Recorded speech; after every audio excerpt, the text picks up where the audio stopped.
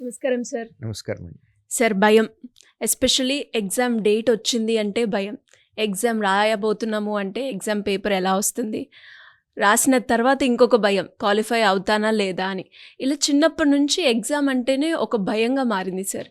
And especially ఎవరైనా కూడా ఇంకా కాంపిటేటివ్ ఎగ్జామ్కి ప్రిపేర్ అవుతున్నాము అంటే ఇటు టైం మేనేజ్ చేయాలి, అక్యురస్గా పెట్టాలి, స్పీడ్ ఉండాలి, ఇవన్నీ చూస్తారు.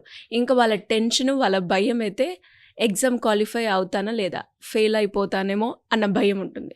సో ఈ భయాన్ని ఓవర్కమ్ చేసి ఎగ్జామ్లో క్వాలిఫై అవ్వాలి అంటే ఎలా సార్, ఎలా పాసిబుల్ చేయాలి? నమస్కారం అండి. ఇప్పుడున్నటువంటి జనరేషన్కి పేరెంటింగ్లో కానివ్వండి, స్కూలింగ్లో కానివ్వండి, వాళ్ళ టీచర్స్ చెప్పిన దాని ప్రకారం ఇప్పటి వరకు ప్రతి స్టూడెంట్ సక్సెస్సే చూసుకుంటూ వచ్చాడు. ఫెయిల్యూర్ చూసినటువంటి కేసెస్ చాలా తక్కువ. ఇంట్లో పేరెంట్ని ఏదైనా అడిగితే వెంటనే ఇచ్చేయటం కానివ్వండి, కంఫర్ట్స్, లగ్జరీ ఎక్కువ అయిపోయింది. సో నోలు రిసీవ్ చేసుకోవటం అనేది ఈ జనరేషన్లో ఉన్న వాళ్ళల్లో చాలా తక్కువ పర్సంటేజ్ ఉన్నారు. అన్లైక్ మేము ప్రిపేర్ అయ్యే ఎస్ టైంలో. సార్. ఇప్పుడు కాంపిటేటివ్ ఎగ్జామ్ రాయాలి అని అంటే ఇప్పటి వరకు చాలా స్మూత్గా జరిగినటువంటి జర్నీ.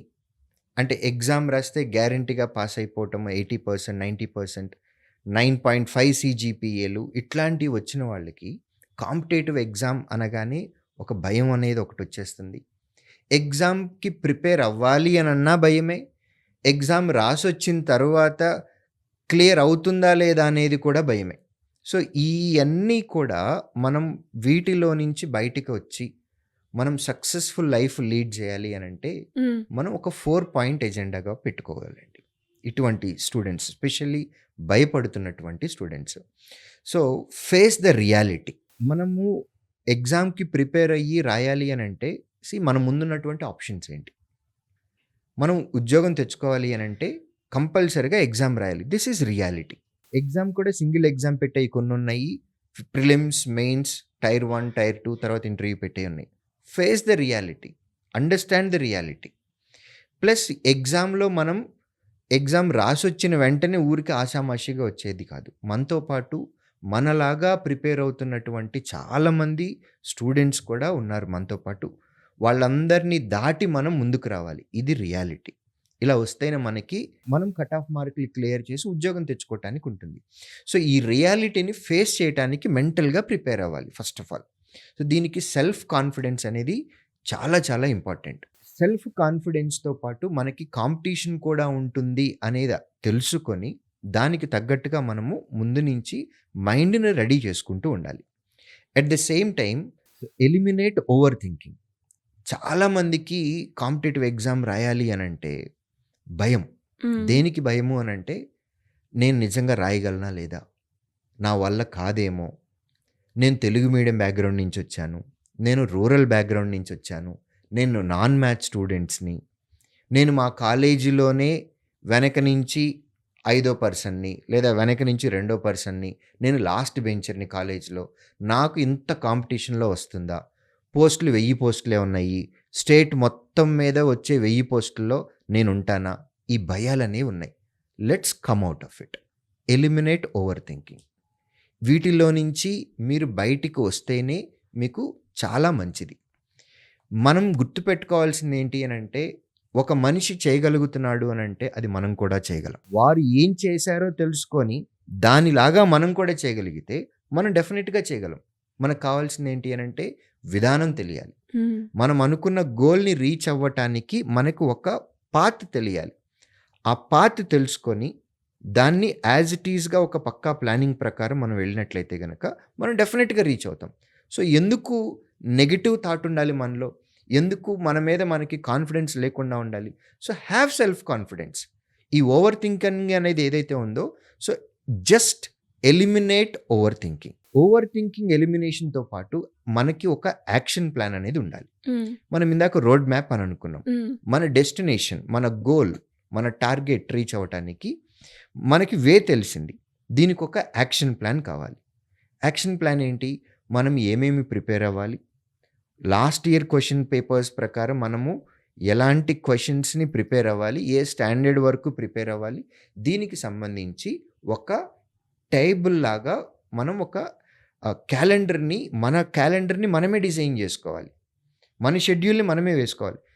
ప్రతిరోజు ఎన్ని గంటలకు లేవాలి, లేచిన తర్వాత ఏం ప్రిపేర్ అవ్వాలి, తర్వాత బ్రేక్‌ఫాస్ట్ ఎప్పుడు, లంచ్ ఎప్పుడు, డిన్నర్ ఎప్పుడు, ఫిజికల్ ఎక్సర్‌సైజెస్ కానీ లేదా మెంటల్ ఎక్సర్‌సైజెస్ కానీ, ఏ సబ్జెక్ట్‌ని ఏ టైంలో ప్రిపేర్ అవ్వాలి అనే దానికి సంబంధించి ఒక షెడ్యూల్ అనేది మనం వేసుకోవాలి. హ్మ్. ఒక యాక్షన్ ప్లాన్‌ని తయారు చేసుకొని దాన్ని తూచా తప్పకుండా మనం ఫాలో దాన్ని అవ్వాలి. ఫాలో అవ్వాలి.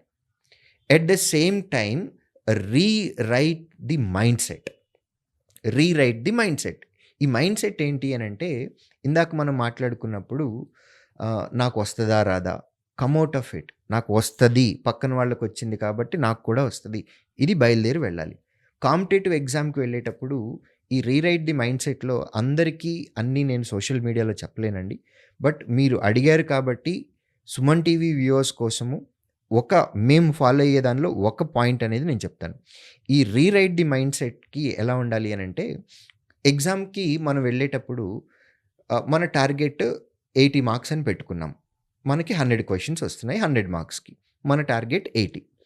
సో, మైండ్ సెట్ ఎలా ఉండాలి అనంటే, ఇవాళ ఎగ్జామ్‌లో ఎటువంటి పరిస్థితుల్లో నేను 80 తెచ్చుకొని తీరాల్సిందే అనే దానిలో పోకూడదు. జనరల్‌గా అందరూ ఇలానే ఉంటారు. 80 తెచ్చుకోవాలి, 80 తెచ్చుకోవాలి, 80 తెచ్చుకోవాలి అని. సేమ్ దీన్ని నేను మైండ్ సెట్‌ని స్వాప్ చేస్తాను.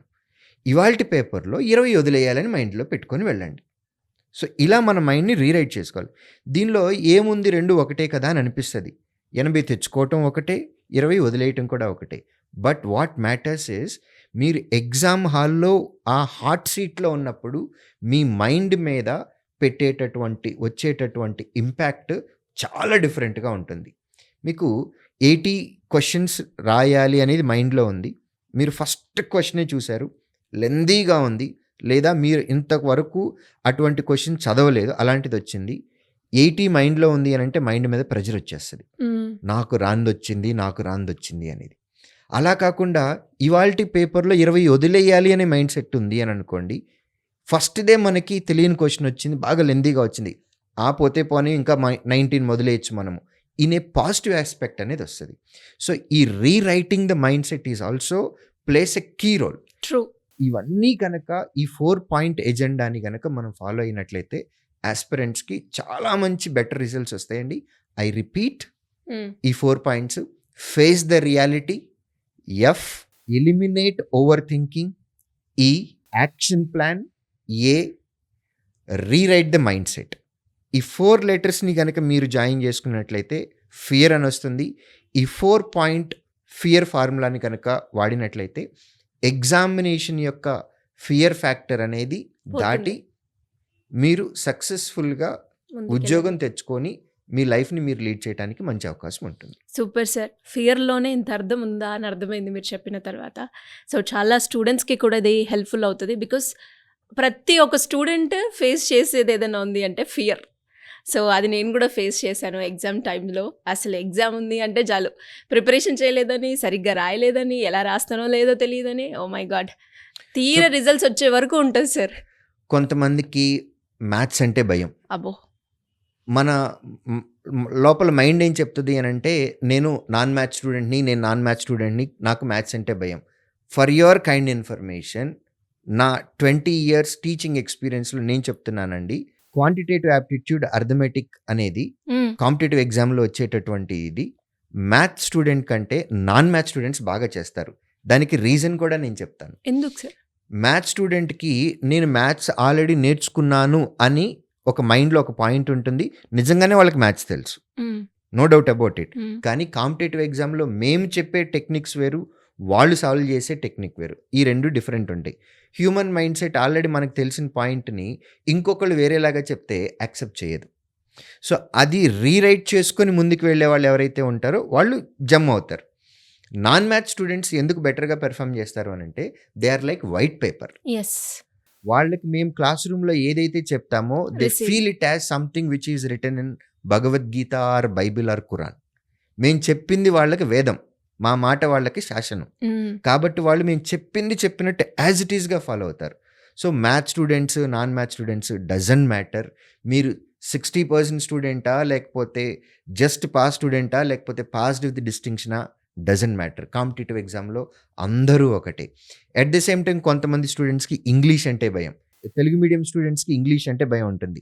నా ఎక్స్‌పీరియన్స్‌లో నేను చెప్తున్నానండి. ఇంగ్లీష్ మీడియం స్టూడెంట్స్ కూడా ఇంగ్లీషే ప్రాబ్లమ్. ఇంగ్లీష్ అనేది ఓపెన్‌గా యూనివర్సల్ ప్రాబ్లమ్. కాబట్టి ఇది అందరికీ ప్రాబ్లమే. మనం బాగా బెటర్‌గా పెర్ఫార్మ్ చేశాము అనంటే జాబ్ మనకే వచ్చేస్తుంది.